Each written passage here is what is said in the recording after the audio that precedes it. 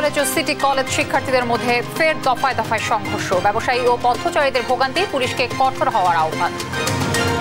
দ্বিকক্ষ বিশিষ্ট পার্লামেন্টের প্রস্তাবে বিএনপির ঐক্যমত্য, জ্যেষ্ঠ 3 সদস্যের প্যানেল থেকে প্রধান বিচারপতি নিয়োগের সুপারিশ। সাবেক আইজিপি বেনজির আহমেদের বিরুদ্ধে ইন্টারপোলের রেড নোটিশ জারি, প্রক্রিয়াধীন শেখ হাসিনা কাদের সহ 11 জনের আবেদন।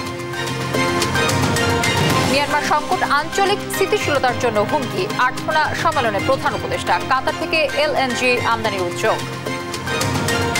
এবং সাগররুনি হত্যা মামলার নথি নিয়ে ধোঁয়াশা, আগুনে পোড়ার অভিযোগ নাকচ ডিএমপির, তদন্তে আরও 6 মাস সময় দিলেন আদালত। দর্শক, আমন্ত্রণ সংবাদ রাতে, শুনছিলেন শিরোনামগুলো, সঙ্গে থাকছি আমি তানজিয়া জুথি। তুচ্ছ ঘটনার জেরে সপ্তাহ ব্যবধানে ফের ঢাকা কলেজ ও সিটি কলেজ শিক্ষার্থীদের মধ্যে ভয়াবহ সংঘর্ষ হয়েছে। সায়েন্স ল্যাব এলাকায় প্রায় 5 ঘন্টা ধরে থেমে থেমে চলে ধাওয়া, পাল্টা ধাওয়া ও ইট পাটকেল নিক্ষেপ। এতে পুলিশ, পথচারী সহ 2 কলেজের অন্তত অর্ধশত শিক্ষার্থী আহত হয়। সংঘাত রোধে আগামীকাল বৈঠক হয়ে বসবে ঢাকা কলেজ, সিটি কলেজ ও আইডিয়াল কলেজ প্রশাসন। বিস্তারিত জানাচ্ছেন আমাদের সহকর্মী তন্দ্রা তারুণ্য। তুচ্ছ ঘটনা ও নানা ইস্যুতে কিছুদিন পরপরই সংঘর্ষে জড়ায় রাজধানী ঢাকা কলেজ ও সিটি কলেজের শিক্ষার্থীরা। মঙ্গলবার সকালেও রাজধানী সায়েন্স ল্যাব মোড়ে 7 দিনের ব্যবধানে ফের সংঘর্ষে জড়ায় 2 কলেজের শিক্ষার্থীরা। শুরুতে ধাওয়া, পাল্টা ধাওয়া ও ইটপাটকেল নিক্ষেপ হলেও পরে সংঘর্ষ ভয়াবহ আকার ধারণ করে। ভাঙচুর চালানো হয় গণপরিবহনেও। থেমে থেমে প্রায় 5 ঘন্টা ধরে চলে সংঘর্ষ। পরিস্থিতি নিয়ন্ত্রণে 2 কলেজের শিক্ষার্থীদের বাধা দেয় পুলিশ, নিক্ষেপ করে টিয়ার শেল ও সাউন্ড গ্রেনেড, ছত্রভঙ্গ করে দেয় তাদের। এ সময় কয়েক দফায় বন্ধ থাকে এই রুটে যান চলাচল। 2 প্রতিষ্ঠানের শিক্ষার্থীদের মধ্যে এই সংঘর্ষে পুলিশ সহ আহত হন অন্তত অর্ধশত শিক্ষার্থী। তাদের মধ্যে বেশ কয়েকজন চিকিৎসা নেন ঢাকা মেডিকেলে। ঢাকা কলেজের শিক্ষার্থীদের অভিযোগ, সোমবার তাদের কলেজের এক শিক্ষার্থীকে মারধর করে সিটি কলেজের শিক্ষার্থীরা। এ নিয়ে মঙ্গলবার সংঘাতে জড়ায় তারা।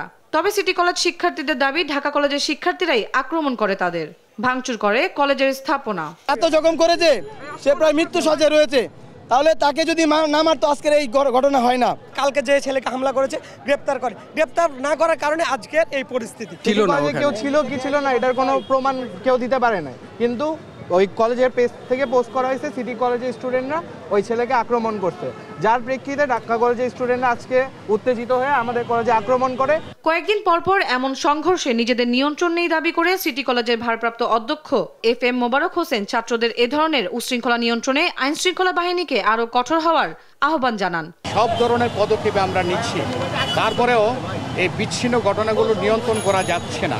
প্রশাসন কঠোর হস্তে দমন করবে দুষ্কৃতকারীদেরকে। পুলিশ জানায়, বারবার 2 কলেজের শিক্ষার্থীদের এই সমস্যার সমাধান হওয়া দরকার। তৃতীয় কোনো পক্ষ এই নাশকতার চেষ্টা করছে কিনা সেটিও খতিয়ে দেখা হচ্ছে। আমরা বারবার চেষ্টা করছি 2 পক্ষের সাথে যেন ডিসপার্স হয়ে যায়, তারা যেন আর কোনো ঝামেলা না করে। তারপরেও মাঝে মাঝে তারা সংঘর্ষে জড়াইছে, আমরা মাঝখানে অবস্থান নিয়েছি। কমিউনিটি যারা আছে তাদেরও এঙ্গেজমেন্ট লাগবে, মানে সবাই মিলে একটু কাজ করলে আমার মনে হয় এটা আমরা ভুলে যাইতে পারবো এবং এটা আমরা সমাধান করতে পারবো। সংঘর্ষ রোধে আগামীকাল ঢাকা কলেজ, সিটি কলেজ ও আইডিয়াল কলেজের প্রশাসন বৈঠকে বসবে বলে জানান ঢাকা কলেজের অধ্যক্ষ পারভিন সুলতানা হায়দার।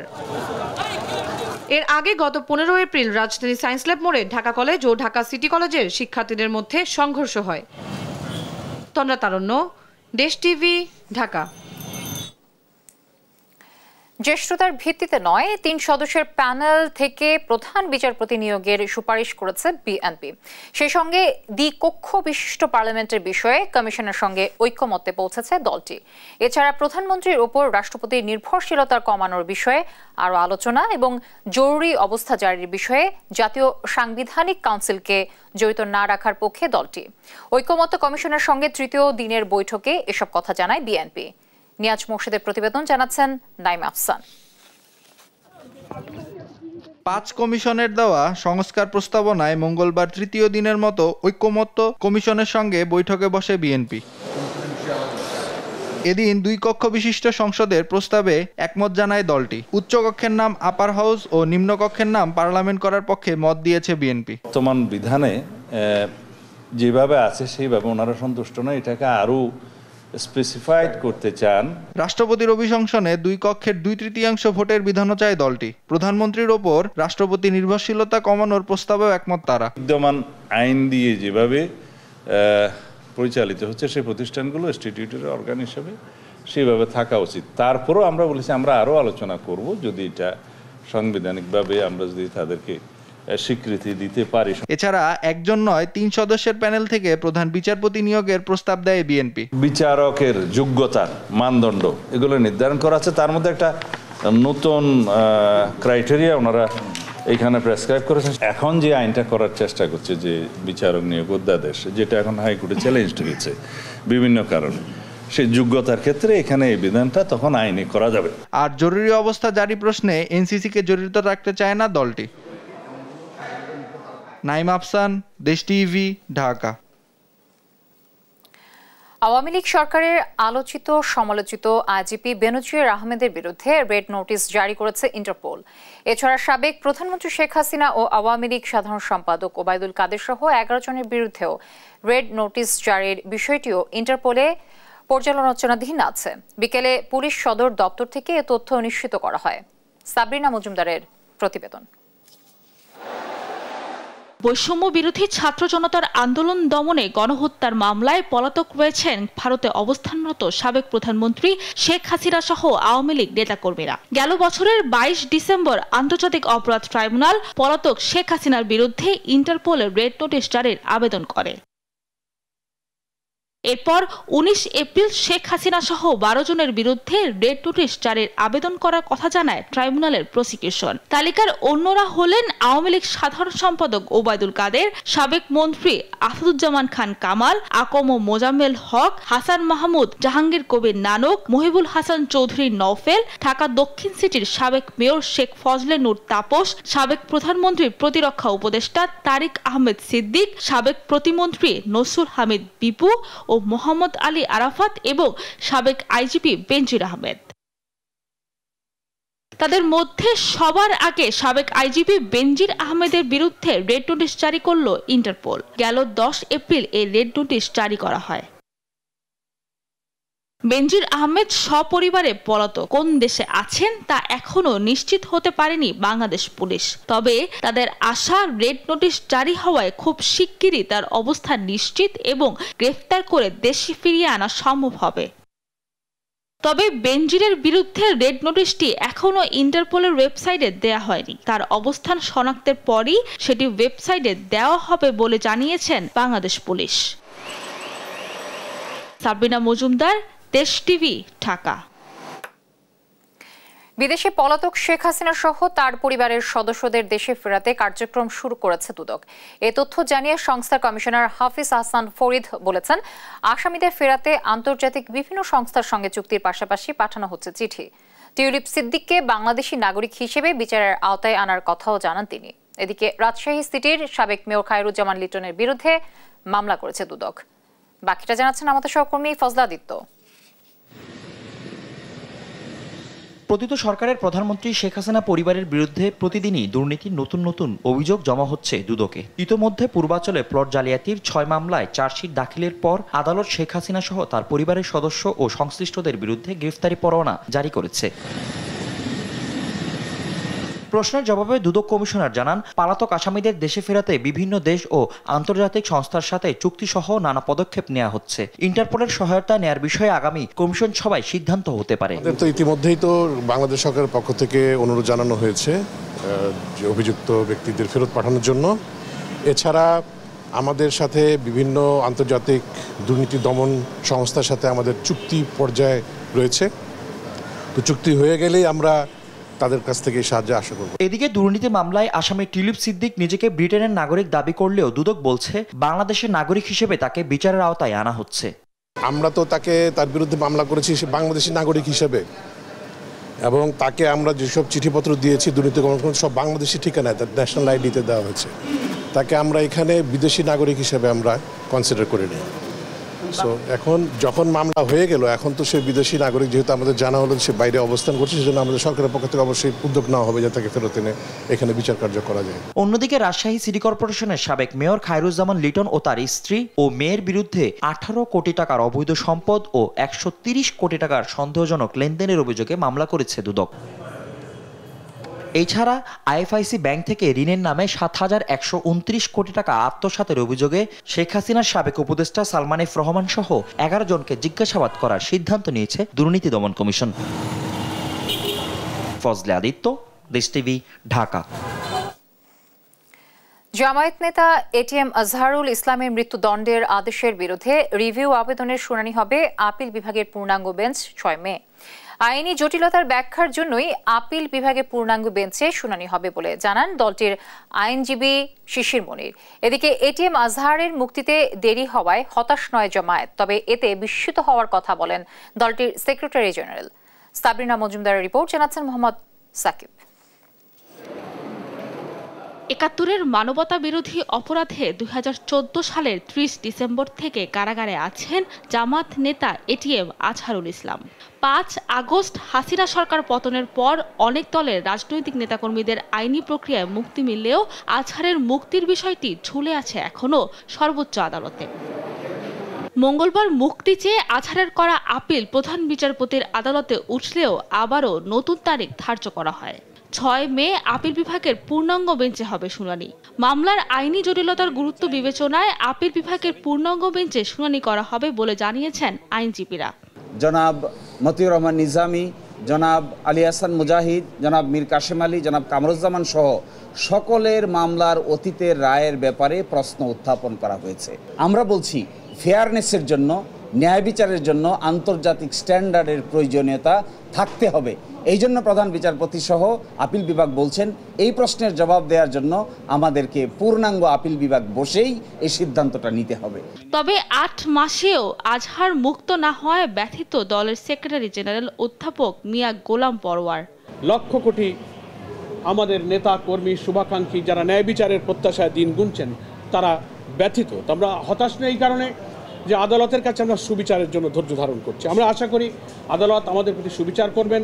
2015 সালে 28 জানুয়ারি 113 যুক্তিতে জামাত নেতা আজহারকে নির্দোষ দাবি করে খালাস চেয়ে আপিল করেন তার আইনজীবীরা।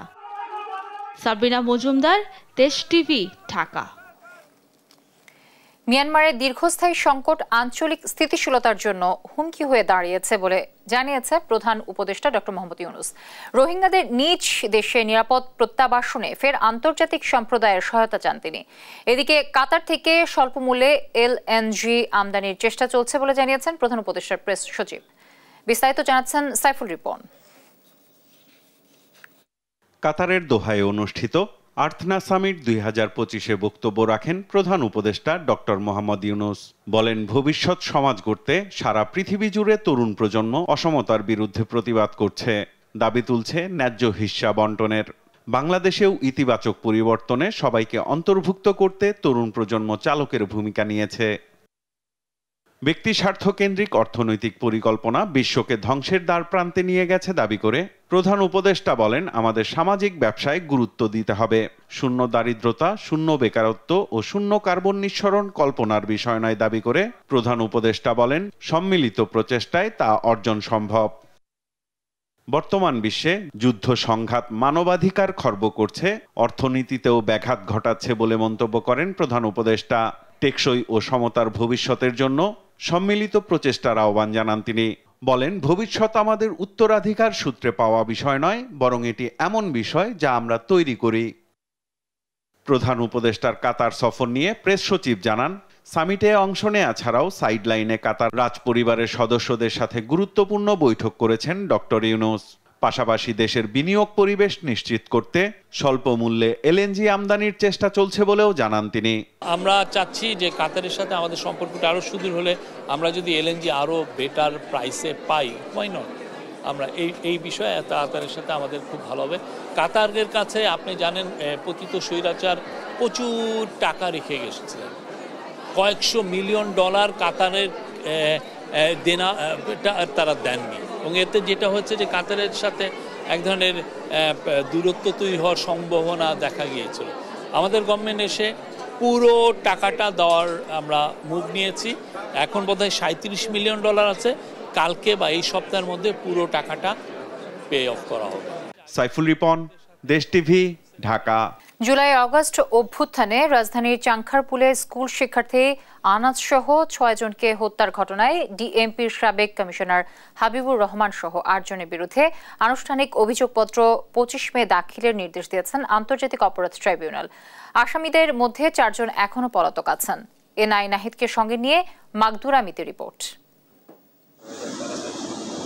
ছাত্র জনতার আন্দোলনে 5 আগস্ট রাজধানীর চানখারপুলে স্কুল শিক্ষার্থী আনাস সহ 6 জনকে হত্যার ঘটনায় পুলিশ কর্মকর্তা Arshad, constable Sujan Hossain, constable Imaj Hossain, constable নাসিরুলকে আন্তর্জাতিক অপরাধ ট্রাইব্যুনালে হাজির করা হয়। মঙ্গলবার সকাল 10টায় তাদের কারাগার থেকে ট্রাইব্যুনালে হাজির করে প্রসিকিউশন। এ সময় 8 পুলিশ সদস্যের বিরুদ্ধে তদন্ত প্রতিবেদন জমা দেয় প্রসিকিউশন। আসামিদের মধ্যে 4 জন পলাতক আছেন। চিফ প্রসিকিউটর তাজুল ইসলাম বলেন, জুলাই আগস্ট গণহত্যার প্রথম মামলা হিসেবে চানখারপুলের ঘটনায় তদন্ত কাজ শেষ হয়েছে। চিফ প্রসিকিউটর জানান, তদন্ত প্রতিবেদন অনুযায়ী মোট 79 জনের সাক্ষ্য নেওয়া হয়েছে। প্রতিবেদনে সংযুক্ত আছে 19টি ভিডিও, 11টি পত্রিকার প্রতিবেদন, 2টি অডিও, 11টি বই ও রিপোর্ট এবং 6টি মৃত্যু সনদ। পরে আনুষ্ঠানিক অভিযোগপত্র দাখিলের জন্য 25 মে দিন ধার্য করেন ট্রাইব্যুনাল। 25 পরবর্তী তারিখ করা হয়েছে। আমরা আশা করছি তার আগেই আনুষ্ঠানিক অভিযোগ অর্থাৎ এই হত্যাকাণ্ডের নির্দেশদাতা হিসেবে শেখ হাসিনা, সাবেক স্বরাষ্ট্রমন্ত্রী আসাদুজ্জামান খান কামাল ও প্রশাসনের ঊর্ধ্বতন কর্মকর্তা সহ তৎকালীন আওয়ামী সরকারের উচ্চ পর্যায়ের অনেকের জড়িত থাকার প্রমাণ পেয়েছে তদন্ত সংস্থা। মাগদুরা মিতি, দেশ টিভি, ঢাকা। সাংবাদিক দম্পতি সাগর রুনি হত্যা মামলার নথি পুড়ে যাওয়া নিয়ে ধোঁয়াশা তৈরি হয়েছে।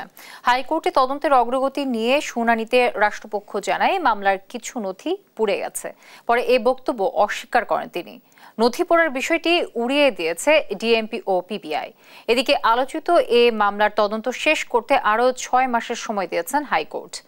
বিস্তারিত জানাচ্ছেন সাবরিনা মজুমদার।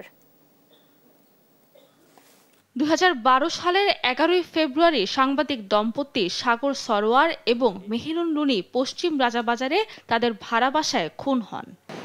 গত বছরের 30 সেপ্টেম্বর সাগর রুনি হত্যা মামলার রহস্য উন্মোচনের জন্য টাস্ক ফোর্স গঠন করার নির্দেশ দেন হাইকোর্ট। একই সঙ্গে তদন্ত শেষে 6 মাসের মধ্যে আদালতে প্রতিবেদন দিতে বলা হয়।